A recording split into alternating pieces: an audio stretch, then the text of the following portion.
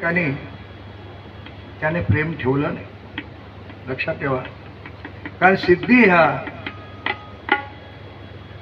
परमार्थातल्या speed breaker आहे, गतिरोधक आहे. आणि अलीकडच्या काळामध्ये आपण काय करतो, अनेक माणसं या सिद्धीच्या भानगडीत पडले.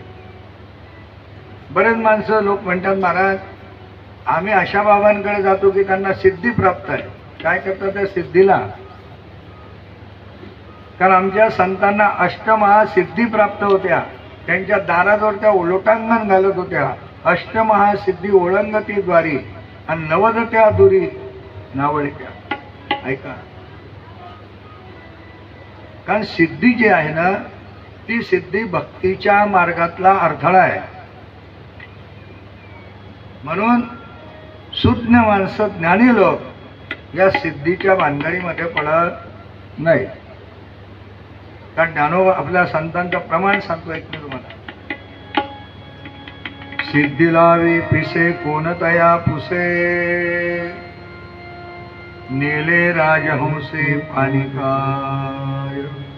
मग अष्टमहासिद्धी त्याला प्राप्त झाल्या असताना देखील त्याने त्याचा स्वीकार केला नाही.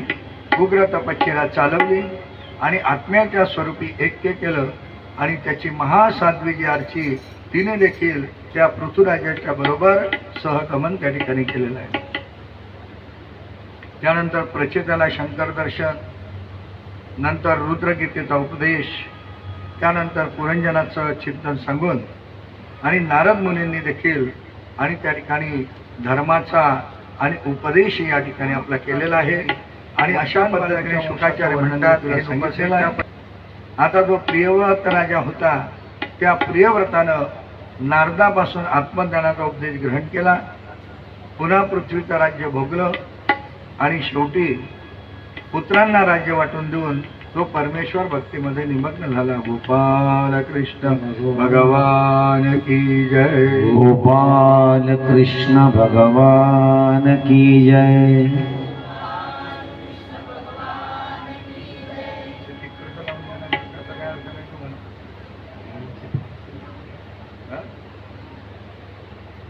ते लावून घ्या ना, तुम्हाला हवेल त्याच्या दिव्यासाठी होत.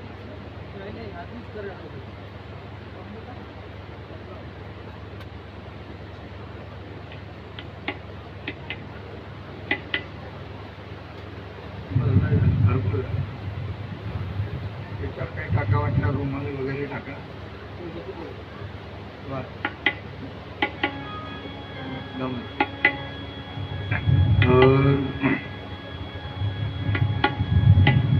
राधे राधे गोविंद गोपाल राधे. राधे राधे गोविंद गोपाल राधे.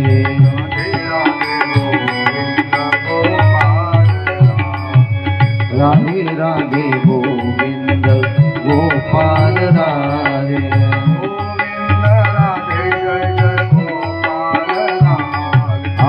गोविंद राधे जय जय गोपाल राधे.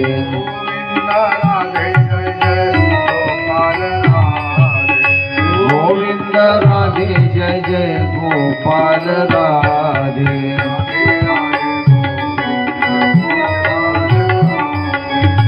राधे राधे गोविंद. इच्छेने पुत्र झाल्यामुळे नाभिराजाला मोठा आनंद झाला. या नाभिराजानं धर्मरक्षणाकरता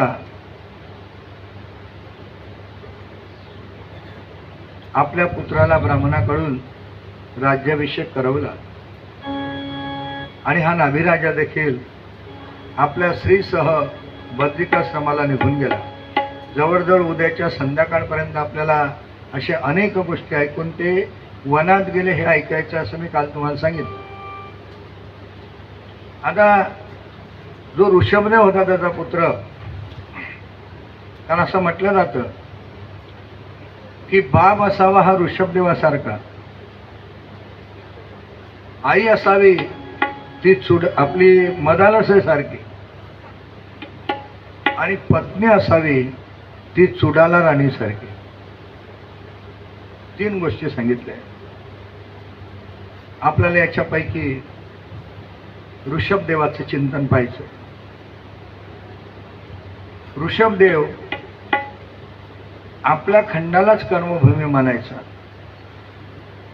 त्याने प्रथम गुरुच्या घरी राहिला, विद्याध्ययन केलं, त्याचा विद्याभ्यास पूर्ण झाला आणि आचार्याने त्याला अनेक वर दिले. गृहस्थाश्रम स्वीकारण्याची आज्ञा दिली. पण तो ऋषभदेव जो होता तो जीवनमुक्त होता. आता जो जीवनमुक्त आहे त्याला या संसाराची उपाधी लावून घेण्याची काही गरज नव्हती. त्याने विचार केला की हा संसार उपाधी आहे आणि या संसाराची उपाधी आपण लावण्यापेक्षा आपण मुक्त राहिलेलं फार चांगलं. पण शेवटी त्याने विचार केला आपण राजा आहोत, आपला ज्ञान म्हणून जो कर्म प्रपंच आहे त्या ज्ञानाकरता आपण झटलं पाहिजे. आणि ज्ञानाकरता झटण्याकरता पहिला मार्ग जर कोणता असेल तर तो सत्पुरुषाची सेवा करता आली पाहिजे. त्याला ज्ञान प्राप्त करून घ्यायचं आहे, त्याने सत्पुरुषाची सेवा करावी. गीताशास्त्रामध्ये चिंतन आहे, तत्विद्धि प्रणिपातेन परिप्रश्नेन सेवया उपदेशन्ति ते ज्ञानम ज्ञानिनां तत्वदर्शनः. ज्याला ज्ञानाची प्राप्ती करायची असेल त्याने आपल्या सत्पुरुषाची सेवा त्याने करावी. इथे सत्पुरुष शब्द वापरला कारण सेवा जी आहे ते भक्ती मार्गाचं द्वार आहे. बघा आता टप्प्याटप्प्याने आपण पाहतोय, ज्याला जीवनामध्ये ज्ञान प्राप्त करायचं आहे त्याने सत्पुरुषाची सेवा करावी म्हटलं. कारण ज्ञान हे जे आहे हे ज्ञान सत्पुरुषांच्या जवळ आहे. एक ज्ञानेश्वरीची ओवी तुम्हाला मी देणार आहे आणि त्या ओवीच्या माध्यमातून 4 पद आहेत. त्या 4 पदांपैकी आपल्या सर्वांना आवडीचा शब्द यातला कोणता तो आपण निवडायचा आहे. कदाचित भिन्न भिन्न असू शकतो पण सर्वांच्या आवडीचा कॉमन विषय महत्त्वाचा आहे. बघा आता मी तुम्हाला 4 पदं सांगतो.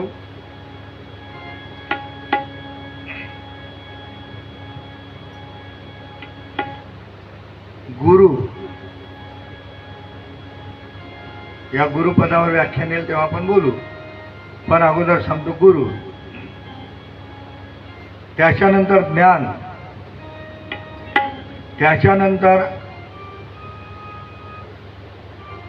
आत्मदर्शन आणि त्याच्यानंतर शेवटचा शब्द आहे समाधान. 4 शब्द सांगितले मी तुम्हाला, गुरु, ज्ञान, आत्मदर्शन आणि समाधान. माझा 4 पैकी विचारतो मी तुम्हाला, तुम्हाला गुरु पाहिजे का ज्ञान पाहिजे, ज्ञान पाहिजे का आत्मदर्शन पाहिजे, आत्मदर्शन पाहिजे का समाधान पाहिजे? एकच सांगा. गुरु, समाधान नसलं तर चालेल? हा,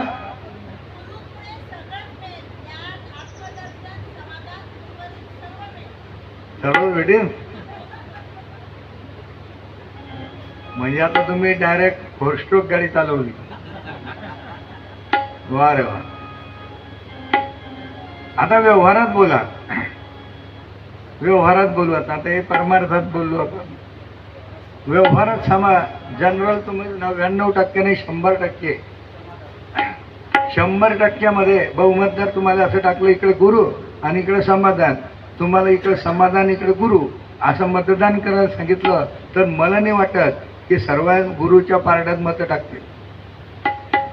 आणि ज्याला हे ज्ञान कळलं नाही तो गुरुच्या पारड्यात हे मतदान करणार नाही. कारण प्रत्येक प्राणीमात्राच्या अपेक्षेचा विषय काय राहील?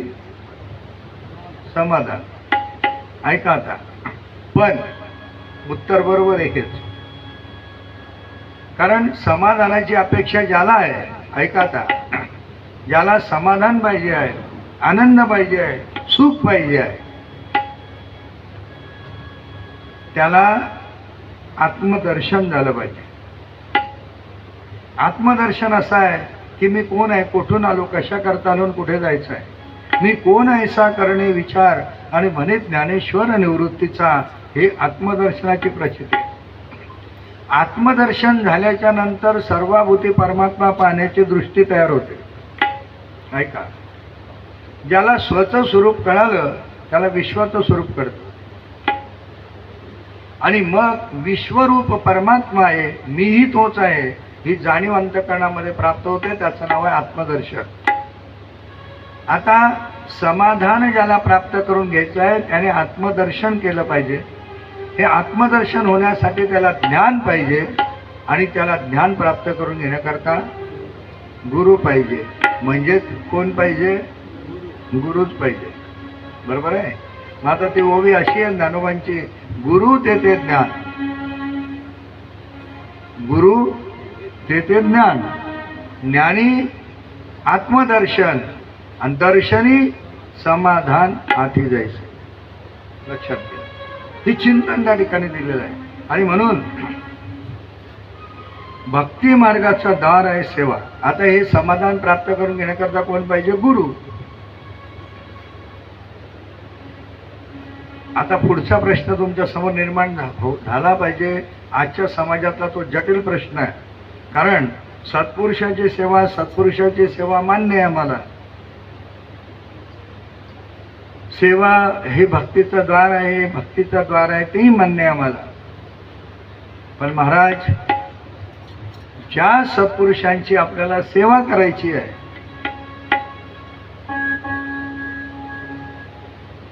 इथे मोठा प्रश्न आहे. इथे काही करू नका. ज्या सत्पुरुषांची आपल्याला सेवा करायची आहे ती सत्पुरुष आपल्याला ओळखता आले पाहिजे. अडचणी त्या आहे, कारण सत्पुरुष आजच्या कालखंडामध्ये ओळखता येत नाही. कारण सत्पुरुष ओळखताना माणसं बाह्यांगाला महत्व देतात, अंतरंग कोणी तपासतच नाही. मग बाह्यांगाने जर सत्पुरुष तुम्ही मानाल, साधू मानाल, संत मानाल, तर आपण फसाल आपण. त्याच्याकरता तुम्हाला सांगतोय की या ठिकाणी वर्णन आहे तो ऋषभदेव सांगतोय. ऋषभदेव नावाचा राजा बोलतोय या ठिकाणी की ते सत्पुरुष कसे असावेत ते अगोदर आपल्याला कळलं पाहिजे. कारण भागवतामध्ये असे बरेचसे विषय आहे की ते विषय पुन्हा पुन्हा येणार आहे. तत्वाचे कथानी पुन्हा येत, पण तत्व पुन्हा पुन्हा येतं. आणि ते याच्यासाठी येतं की जेणेकरून 7-8 दिवसामध्ये पुन्हा पुन्हा ऐकल्याच्या नंतर आपल्या अंतःकरणामध्ये दृढ भाव निर्माण होतो, ज्ञानाची प्राप्ती होते. मग हे सत्पुरुष जे म्हणतात की ज्यांच्या योगानं भक्ती आपल्याला करता येते आणि भक्तीच्या मार्गानं आपलं जीवन हे आनंदमय होऊ शकतं, समाधान आपल्याला प्राप्त होऊ शकतं, असे सत्पुरुष आपण कसे ओळखावे. म्हणजे तिथे काय विचारलं तुम्हाला? संतांचं लक्षण. मग संतांच्या लक्षणामध्ये 2 प्रकार आहेत. एक बाह्यांग लक्षण आहे आणि एक अंतरंग लक्षण आहे. म्हणजे बाहेरून संत आणि आतून संत. आता बाह्यांग वेशावर आहे, अंतरंग गुणावर आहे. वेशाने अनेक साधू तुम्हाला रस्त्याने भेटतील. आपण रेल्वे स्टेशनवर गेलो तर त्या प्लॅटफॉर्मवर बरेच साधू भेटतात. रस्त्याने फिरायला गेले तर अनेक साधू तुम्हाला भेटतात. आता या प्रकरणामध्ये आपण त्याचा एवढा विचार करणार नाही. पुढेही हे प्रकरण आलेलं आहे. कारण 11 स्कंदामध्ये आणि उद्धवाने ज्यावेळेला भगवान परमात्म्याला अनेक प्रश्न विचारले, त्या प्रश्नामध्ये हे प्रश्न पुन्हा पुन्हा आलेले आहेत. तेव्हा आपण याचा सविस्तर चिंतन करू. इथे अगदी थोडक्यात बोलतो तुम्हाला की तो सत्पुरुष कसा ओळखावा. आणि खरी भानगड हीच आहे, आपल्याला सत्पुरुष ओळखताच आला पाहिजे. जर ओळखता आला नाही तर शांती धरा, घरी राहा. मागे लागू नका कोणाचे. आपण विनाकारण काय करतो, ओळखी नसताना, त्याचे गुण आपल्याला माहिती नसताना आपण त्याच्या मागे लागतो आणि मग फजिती पावतो.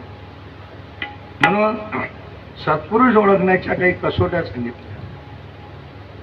आपण एकाच प्रमाणामध्ये त्या चिंतनाचा विषय घेऊ.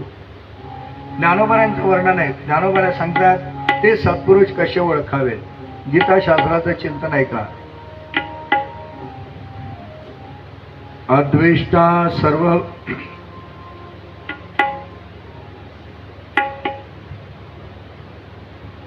अद्वेष्टा सर्वभूतानां मैत्र करुण एवच निर्ममो निरहंकार समदुःख सुखक्षमी.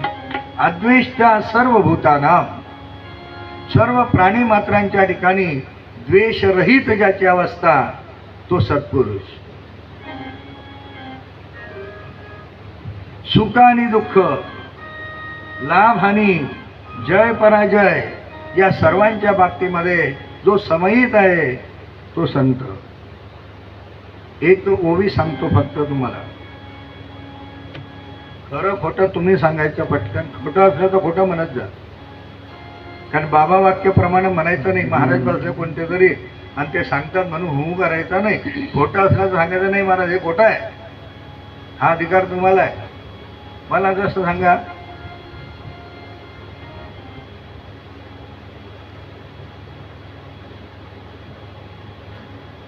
की गिरणा मैयावर किंवा आपली तापी मैया, या तापी मैयावर पाणी पिण्याकरता एक वाघ आला. चांगला आहे का. वाघ जसा त्या तापी मैयाच्या जवळ आला त्यावेळेला ती तापी मैया बोलायला लागली. हे वाघा, दुष्ट आहे तू, थांब, येऊ नको पुढे. अनेकांना मारून खातोय, माझ्यामध्ये पाणी पिऊ नको. तेवढ्यात काय झालं, इकडच्या बाजूने गाय आली. गाय येता बरोबर तापी मैयाला आनंद झाला आणि तापी मैया म्हणायला लागली, वेलकम, सुस्वागतम गोमाते, गोमाते ये आणि माझ्यामध्ये पाणी पी.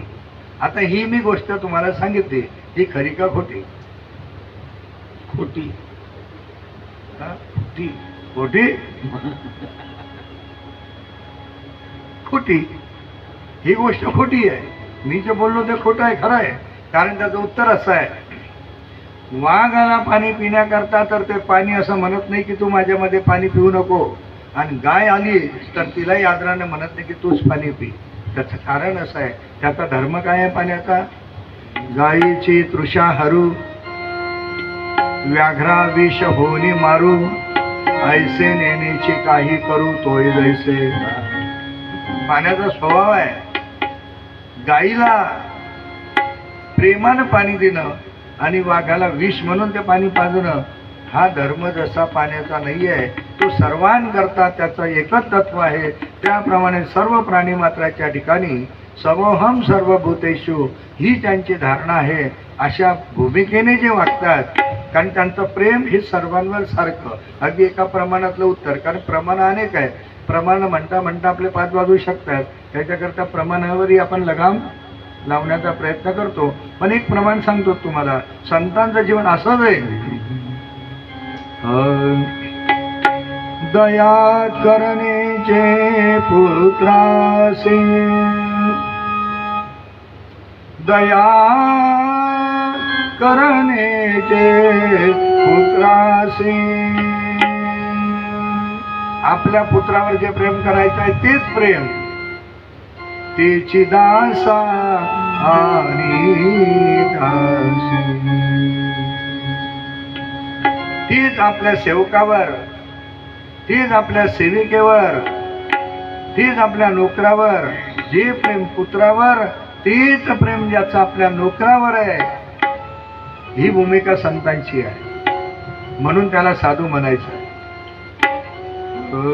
जे का रंजले गांजल त्यासे म्हणे जो आपुले